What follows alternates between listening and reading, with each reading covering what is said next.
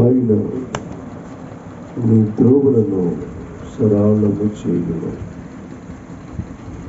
ఈ వాక్య భాగంలో రాయబడిన మాట, ఆయన నీ త్రోవలను సరళము చేయును. దేవుడు మనము ఎక్కడికి వెళ్ళినా ఆయన మన త్రోవలను సరళం చేస్తారని వాక్యం రాయబడింది. నా ప్రియమైన దేవుని బిడ్డలారా, ఈరోజు నీ ఆత్మీయ జీవితంలో నువ్వు ఎక్కడికి వెళ్ళినా నీకు అపజయాలు కలుగుతున్నాయేమో, ఎక్కడికి వెళ్ళినా నీకు నష్టమే కలుగుతుందేమో. దేవుని వాక్యం ఈ రీతిగా సెలవిస్తూ ఉంది. ఏమని మాట్లాడుతున్నాడు? ఆయన నీ త్రోవలను సరళం చేసి, ఆయన ఎక్కడికి వెళ్ళినా నీకు ఆయన సహాయం చేసే వ్యక్తిగా, సరళం చేసే వ్యక్తిగా ఉన్నాడట. ఆటంకాల మధ్య నడుస్తున్నావేమో, ఇబ్బందికరమైన పరిస్థితుల మధ్యలో నడుస్తున్నావేమో, కన్నీళ్ళ మధ్యలో నడుస్తున్నావేమో. నా యేసయ్య ఈ రాత్రి ఈ ఉదయకాలం నీతో మాట్లాడుతున్నాడు.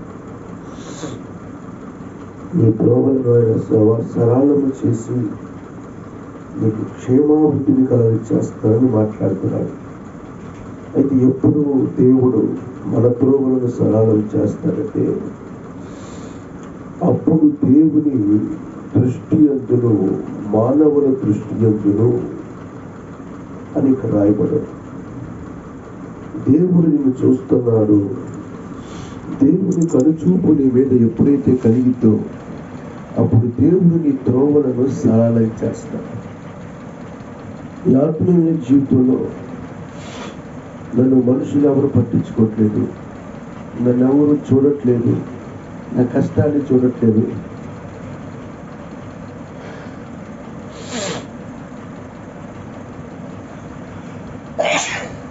నా బాధను చూడట్లేదు అని నువ్వు బాధపడుతున్నావేమో. మనుషులు మనల్ని చూడాల్సిన అవసరం లేదు. అది వాళ్ళ ఇష్టం. వాళ్ళు చూస్తే చూశారు, లేకపోతే లేదు. కానీ దేవుడు అంటాడు, నేను నిన్ను చూస్తూ ఉన్న దేవుడు, నా కనుదృష్టి నీ మీద ఉంది. దేవుని కనుదృష్టి నీ మీద ఉందని చెప్తున్నాను.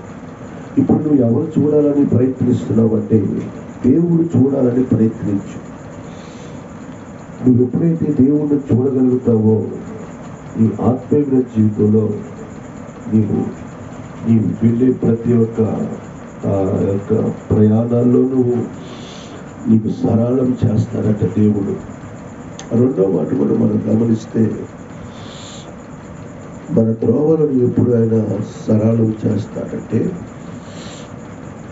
అప్పుడు నీ దేహమునకు ఆరోగ్యమును, నీ ఎముకలకు సత్తువ కలుగును అంటున్నాడు.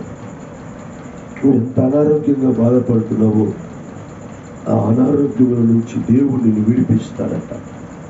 ఆ అనారోగ్యముల నుంచి నిన్ను దేవుడు విడుదల చేస్తాడట. నీ త్రోవలు ఎప్పుడు సరళం చేస్తాడంటే, నీ అనారోగ్యాన్ని దేవుడు తీసేస్తాడని నమ్మినప్పుడు, నీ అనారోగ్యమైన స్థితిలో నుంచి నువ్వు విడుదల పొందుతావని నమ్మినప్పుడు, డాక్టర్లు కూడా చేయలేని స్వస్థత కార్యాలు ప్రభు చేస్తారు. రోజున నువ్వు ఎటువంటి మరణకరమైన అనారోగ్య పరిస్థితుల్లో ఉన్నా నా యేసయ్య వాటన్నిటి నుంచి విడిపిస్తాడు. నీ త్రోవలు సరళమవుతుంది. నీ కుటుంబంలో శాంతి సమాధానం కలుగుతుంది. నీ బిడ్డల పట్ల, నీ తల్లిదండ్రుల పట్ల, నీ కుటుంబం పట్ల అద్భుతమైన కార్యములు ప్రభు చేస్తాడు. ఆయన పేరు నజరేయుడైన యేసు. నీవు మొదటిగా ఆయన కనుదృష్టి నీ మీద ఉందని నమ్మాలి.